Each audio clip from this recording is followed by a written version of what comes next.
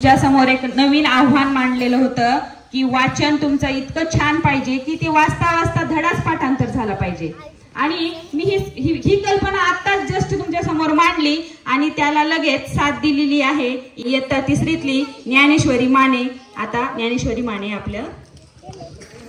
नमस्कार, माझे नाव ज्ञानेश्वरी धर्मराज माने। मी तुमच्या समोर वाचायची किंमत धडा सांगणार आहे। कुंदापूर जवळच्या आंब्याच्या वाडी शिवानी राहायची। 8-9 वर्षाची शिवानी होती। भारी चतुर, शाळा, घर, शेत व बाजार येथील मुले माणसे सगळेच तिच्या खुश असायचे। रविवारी कुंदापूरचा आठवडी बाजार भरला। शेतातील भाजी विकायला शिवानीचे आई बाबा जायचे। सुट्टीमुळे सोबत शिवानीही जायची।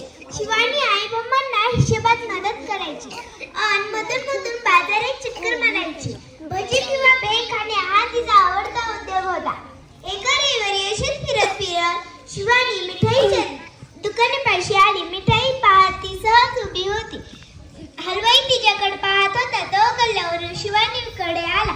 ए मुली, चल पैसे काढ। कसले पैसे? मगापासून माझ्या मिठाईचा वास घेतेस, त्याचे पैसे? अहो, पण मिठाईचा वास तर येणारच ना, म्हणून काय व्यासाचे पैसे द्यायचे? पैसे दिलेच पाहिजे म्हणून हलवाई ओरडू लागला। हळूहळू प्रगांची गती जमली। काय माणूस आहे हा, नेहमी असंच काहीतरी विचित्र वागतो। वासाचे पैसे खुळत आहे। शिवानीला काहीतरी सुचले। ठीक आहे, थांबा, मी पैसे घेऊन येते असे म्हणून गर्दीतून वाट काढत ती आईकडे निघाली। आई, भाजी विकून आलेले चिल्लर पैसे थैली दे ग मला। का ग, काय झालं, कशाला पाहिजे? अगं आई, ती एक गंमत आहे, तू पण चल। चिल्लर पैसे थैली घेऊन दोघी निघाल्या। गर्दी तशीच होती। गर्दीतून वाट काढत त्या हलवाई पैसे आल्या। मिळाले पैसे? कसले पैसे, कुठून मिळाले? अहो, तुमच्याकडून मी काय घेतले? मिठाईचा वास, मग त्याची किंमत काय असणार? पैशांचा आवाज, बरोबर की नाही? गर्दीतले लोक म्हणाले, बरोबर। आता हलवाईचा चेहरा पाण्यासारखा झाला होता।